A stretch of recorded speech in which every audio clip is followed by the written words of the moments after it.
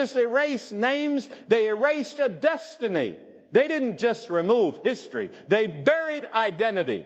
When you begin to trace the mystery of the 4,000 mentioned in Revelation, you realize the truth has been scattered, hidden, and silenced for a reason. Not because it wasn't real, but because it was far too powerful. For generations, this number has sparked curiosity and confusion. Some called it symbolic, others called it spiritual. But very few dared to ask a real question. What if the 4,000 were not just a mystical group from prophecy, but a real people with a real past, specifically black people, chosen, scattered, and forgotten? This isn't about fantasy or folklore. This is about truth. Hard, uncomfortable, liberating truth. There are records, cultural memories, oral histories, and ancient texts that connect the descendants of Africa, the children of the transatlantic slave trade, and the scattered sons and daughters of Israel. These aren't just vague parallels. These are precise, deliberate overlaps that point to something much deeper. The 4,000 were described as sealed, marked, chosen out of the tribes, 12,000 from each tribe. But where are these tribes now? And why over the centuries has the face of these tribes changed in every painting, every depiction, every narrative? Why were they whitened, Europeanized, and made to look like strangers to their own identity? The truth is, the black descendants of ancient people, those taken, displaced, and enslaved, fit the profile of the scattered tribes more than anyone else. Their story is not one of coincidence. It is one of prophecy. It is one of covenant, and that covenant was never broken. It was simply buried. The reason their identity was erased from Revelation is because their awakening would be too disruptive. If the world knew who they really were, if they understood the divine connection that still flows through their bloodline, then the systems built on deception would collapse. The lie was necessary to uphold the illusion of superiority, control, and division. So the story had to be rewritten, and those with the greatest spiritual inheritance had to be taught they were nothing. What if the very people considered at the bottom of society are, in fact, those who carry the prophetic inheritance of the... What if their suffering wasn't a curse but a sign? What if their resilience, their rhythm, their survival through every storm was proof that something ancient still lives within them?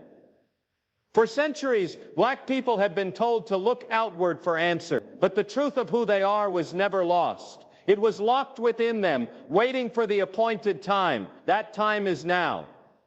The seals are being broken, not just in the heavens, but in the hearts of those who are waking up. The erasure wasn't accidental, it was strategic. Because if you can control a people's belief in themselves, you can control their future.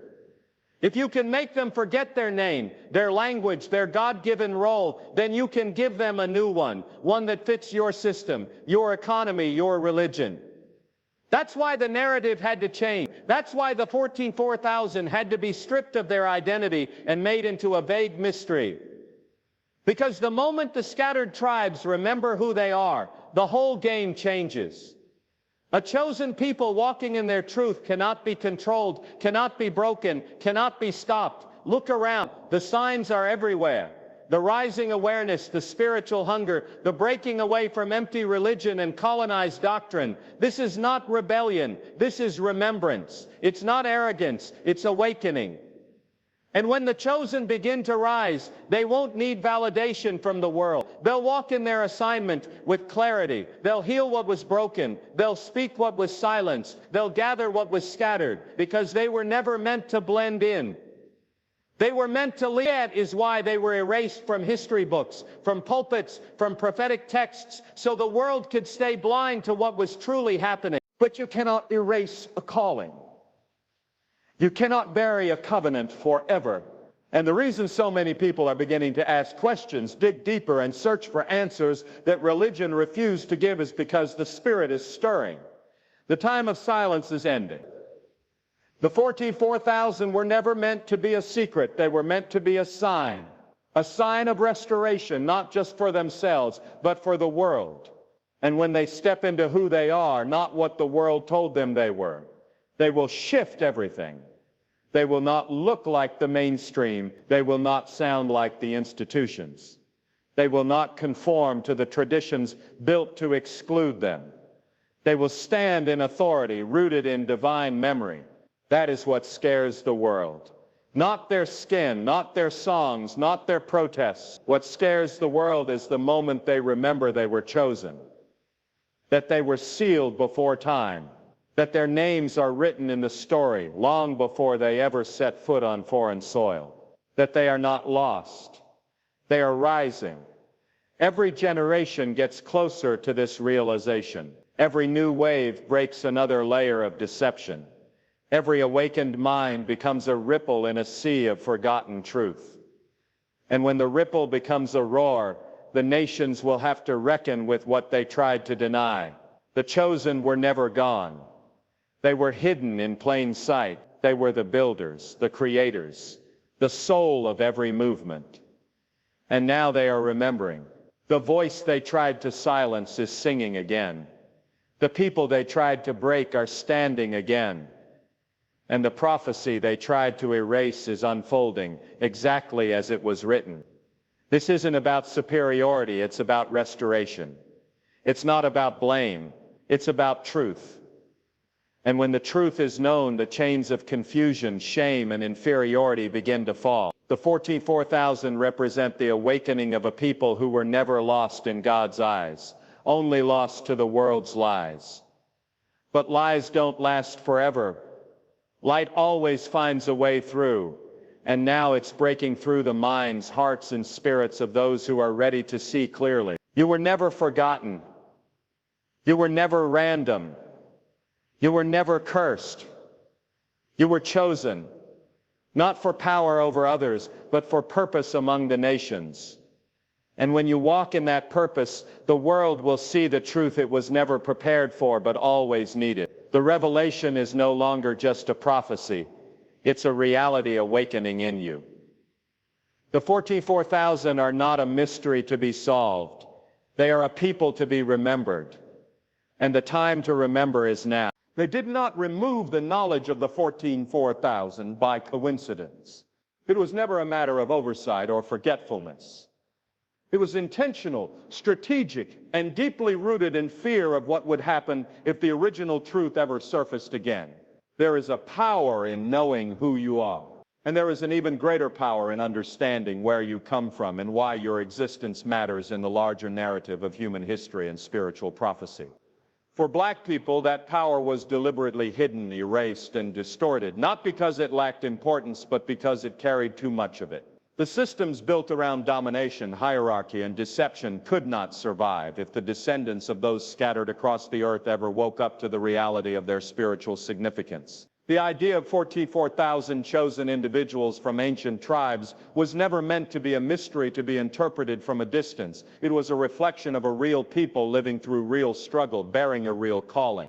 And that calling did not fit neatly into the rewritten version of history that was sold to the world. So the question becomes not why this truth was lost, but why it had to be silenced. If the identity of these chosen individuals was truly irrelevant, why was it rewritten in every religious depiction? Why were the tribes reimagined with faces that reflected the colonizer and not the colonized? Why were the teachings altered to make it seem as though this was a symbolic group rather than a direct representation of people who had been scattered, oppressed, and stripped of identity? The truth was simply too dangerous. Not dangerous in a violent sense, but dangerous because it threatened to restore balance. Dangerous because it would expose lies that had propped up nations, institutions, and ideologies for generations. And once the lie is exposed, those who benefited from it lose their grip on the minds of the masses. There is a divine resonance in the soul of black people that cannot be manufactured or replicated. It shows up in their endurance, in their rhythm, in their unexplainable survival through centuries of oppression. That strength, that inner light is not just cultural, it is spiritual. And for the 44,000, that spiritual inheritance is the key. They were sealed not by the world's standards, but by a higher authority that saw through the lies and marked them for a purpose. But if you remove their name, if you erase their past, you weaken their sense of direction. You strip them of the confidence that comes from walking in truth. And so history was edited. Prophecy was hidden in symbolism. And the chosen ones were left to wander in a world that denied their divine role. But truth does not die. It only waits. It waits for the moment when enough hearts are open, when enough minds are willing to see beyond tradition and doctrine. It waits for a people to question, to search, to remember. And when they do, something shifts. The illusion begins to crack. The programmed shame begins to dissolve. And what emerges is not just pride, it is alignment. The alignment with purpose, the alignment with identity, and most importantly, the alignment with truth. Once that alignment begins, it cannot be stopped. It spreads through generations. It empowers the youth. It rebuilds what was broken. And that is what the erasure was meant to prevent. They were never afraid of the number one. They were afraid of what would happen if that number became faces, if those faces began to speak, if those voices began to unify, and if those people began to see themselves through the lens of destiny instead of defeat. Because once that happens, no system can suppress them, no institution can redefine them, and no lie can silence them. That's why it was hidden. That's why it was erased. And that's why it's now being restored, not by force, but by awakening. And when a people awaken to their truth, the world is never the same again. From the very beginning, the pain endured by black people across continents and centuries was never a random act of fate. It wasn't just the consequence of politics or economics. It wasn't simply the result of wars, greed, or territorial conquest. The struggle ran deeper than chains, ships, and plantations. It was not only about the physical labor or exploitation. It was spiritual. It was generational. It was prophetic. A people so deeply tied to an ancient promise were cast into the shadows, not because they were cursed, but because their presence alone was too powerful for the world to allow freely. Their very existence threatened to unlock truths long buried. That's why the journey through slavery, segregation, colonization, and systemic injustice followed them so relentlessly. It was designed not only to destroy their bodies, but to crush their awareness. Because if they remembered who they truly were, the world would never be able to hold them down again. It was never just about taking land or controlling resources. It was about silencing a people with divine purpose. What the world called suffering was actually a signal, a sign that these were not forgotten people. These were chosen individuals walking through fire, not for punishment, but for purification. Prophecy never promised comfort. It promised awakening. And for the 4,000, the suffering was a path carved by the hands of history to prepare them for a return to themselves. Their pain wasn't evidence of divine abandonment. It was a trail leading back to divine memory. The hands that built kingdoms, the voices that birthed music, the strength that survived generations of oppression, these weren't coincidences. They were the echoes of a calling too ancient to fade, too sacred to erase. Each time a whip cracked or a language was stolen, it was more than brutality. It was a calculated move to break the lineage of understanding, to confuse the children so they would forget the wisdom of their ancestors. But spiritual things cannot be forgotten forever. Truth does not die in silence. It waits to be rediscovered. And in every protest, every poem, every prayer whispered by a mother in the dark, the truth pushed forward. The resilience wasn't just human, it was divine. It wasn't just about survival, it was about remembrance. Because within the black experience, there has always been more than meets the eye. There is a sacred fire that never went out. It just burned quietly, waiting for the moment it would be seen again. Now that fire is rising. That inner voice, once ignored, is now speaking louder than ever. The descendants of the stolen, the scattered, and the scorned are realizing their walk through history wasn't random. It was marked. It was guided. It was foretold. The world looked at their struggle and called it shame. But spiritually, it was a signal. Because who else but the chosen would endure so much and still stand? Who else but a people connected to a higher narrative could be brought so low and still create beauty, power, and culture from the dust? That isn't weakness. That's a hidden strength. That's the sign that cannot be denied any longer. The 4,000 were not meant to be defined by buildings or systems. They were meant to be identified by their inner truth and by the trials they would overcome. The world taught them to look at their pain and see disgrace. But their pain was actually a map leading them to the awakening that is unfolding now. And that is why the world is trembling, because they see the signs returning. They see the remembrance happening. And no amount of distraction, distortion, or denial can stop what is already written in spirit. Suffering did not define them. It refined them. It did not reduce their worth. It revealed it. And those who were meant to be hidden have become the light bearers of this generation. They are the ones rising, not just economically or socially, but spiritually. Because this was never about worldly success.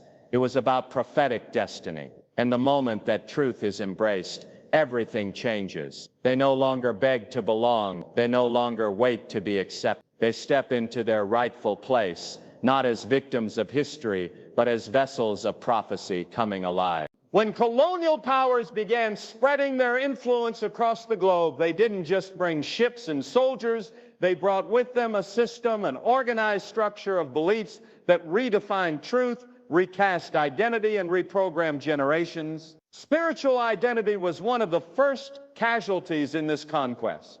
It wasn't destroyed with weapons, it was rewritten through doctrine.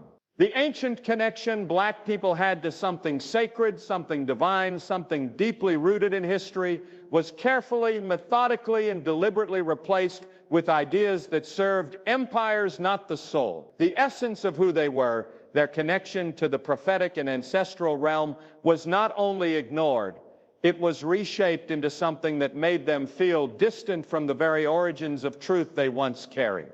These systems did not need to use force to keep black people from their purpose. They used narratives. They used education that omitted their presence in sacred history.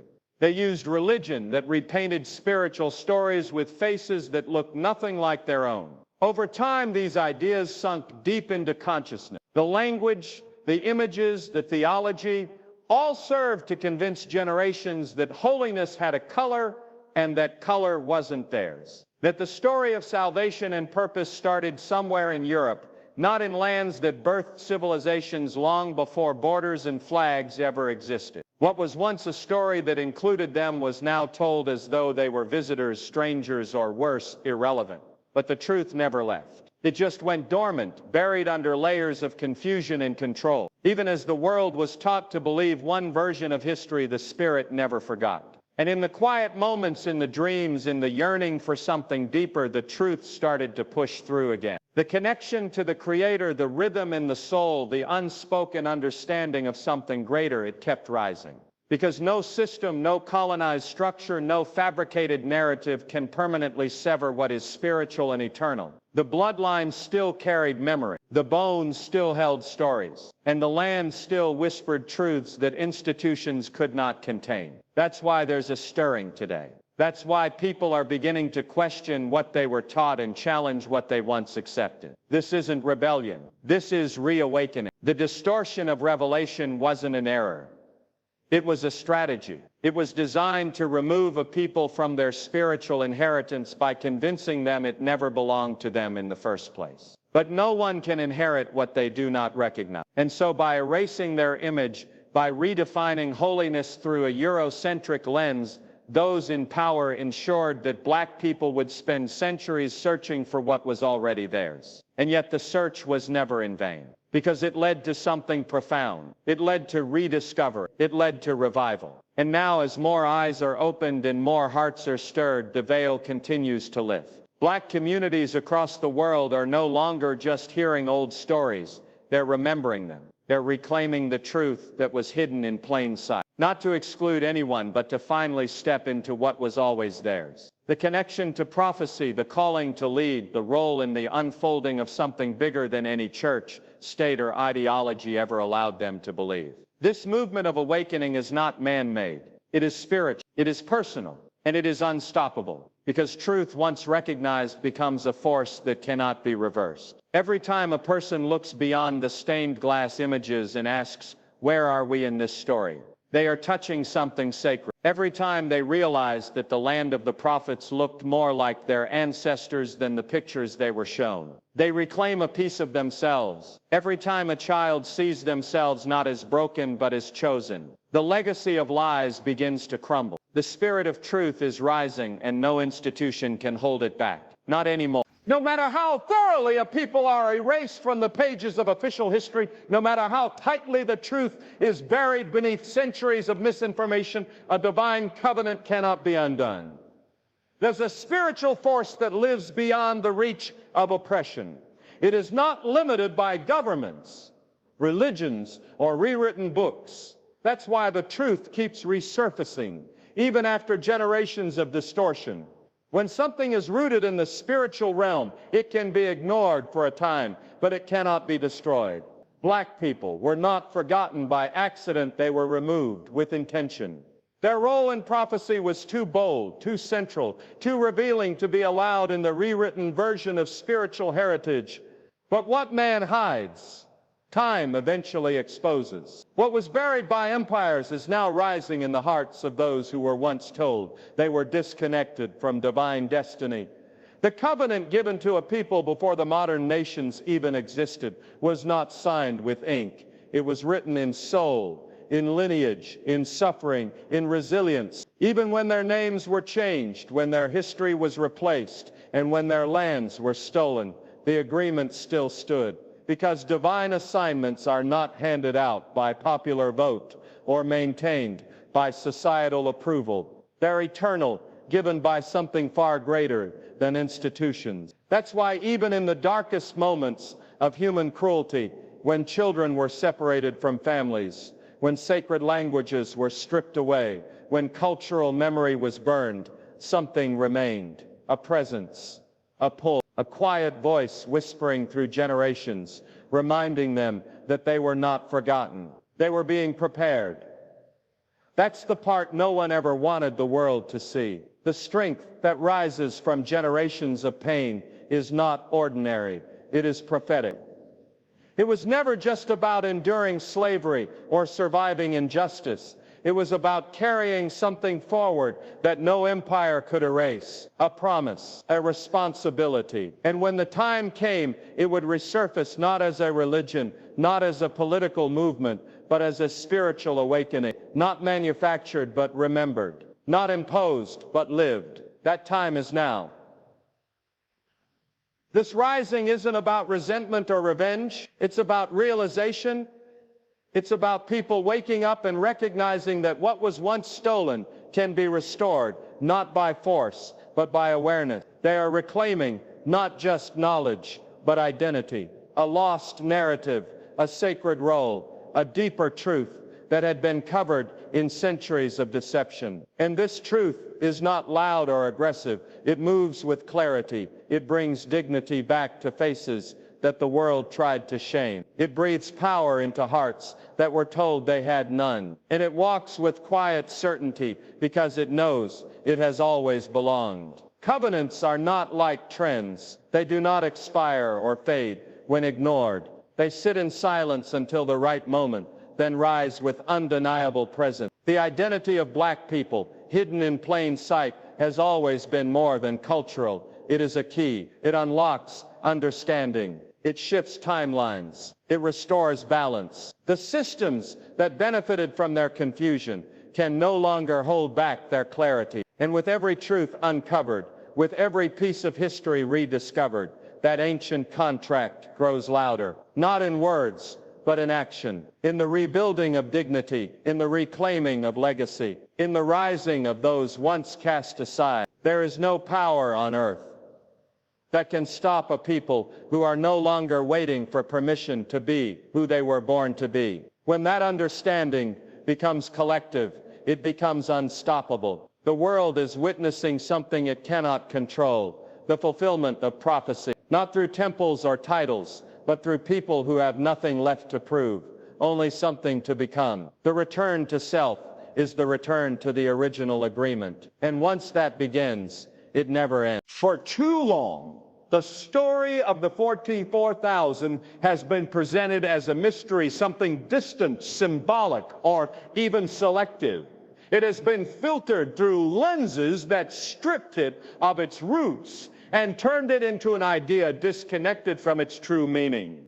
But that number was never just about statistics or doctrine. It was a mirror meant to reflect a people with a mission, with history, and with wounds that carry divine purpose. The message in Revelation wasn't written to exclude. It was calling the forgotten, the displaced, the brokenhearted to step forward.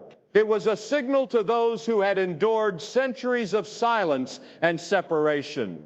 It was never meant to elevate one group above another.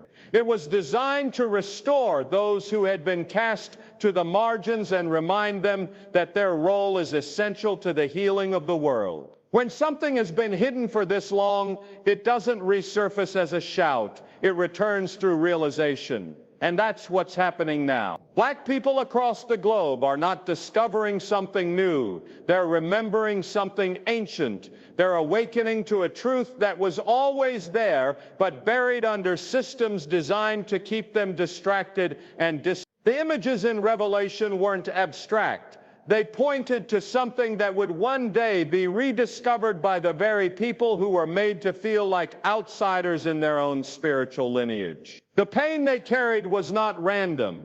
It had purpose. The displacement they experienced wasn't just physical, it was spiritual. And the 44,000 is not about prestige. It's about a return to identity, a reconnection to an original calling that had been muted but never removed. You can erase names from history books. You can whitewash painting. You can rewrite timelines. But you cannot delete purpose. You cannot cancel what was sealed by something higher than earthly power. The suffering endured by black people, their resilience, their unshakable spirit, all of it points back to something deeper than mere survival. It reveals a divine pattern. The world tried to teach them that their story began with chains and ended with struggle. But the truth is, their story begins with covenant and ends with restoration. That's why the 44,000 matters, because it represents more than a number. It signals a return to alignment, a return to spiritual clarity, a return to purpose. And now as the layers of distortion fall away, that purpose is becoming visible again. The 44,000 weren't created to be praised. They were appointed to be vessels of healing in a world suffering from corruption and confusion. They are not called because they are perfect. They are called because they carry the endurance, the depth, and the humility shaped through generations of pain. Every tear, every loss, every injustice added weight to their purpose. And now that weight is shifting into wisdom, strength, and courage. The awakening is not about power over others. It's about power over falsehood. It's about standing tall in a truth the world hoped would never be remembered. This restoration isn't loud. It doesn't require approval. It begins in the heart. It unfolds in the mind. And it ignites in the spirit of every person who starts to see the pattern and feels the pull back to their true position. The real identity of the 44,000 has always been intertwined with those who've suffered the most, but refused to let suffering define them. And now instead of waiting for permission to belong, they are walking boldly into their original assignment, not to conquer but to restore, not to dominate but to rebuild, not to boast but to serve with the authority that only comes from surviving what should have destroyed them. That's the message they never wanted revealed. Because once you understand that revelation wasn't a threat, it was a roadmap. You begin to walk differently. You speak differently. You see the world through eyes that are no longer confused by symbols or scared by systems. You see yourself finally in the pages where you were always meant to be. And with that clarity comes a peace, a focus, and a strength that no empire can take away again. The time of forgetting is over. The season of rising has already begun.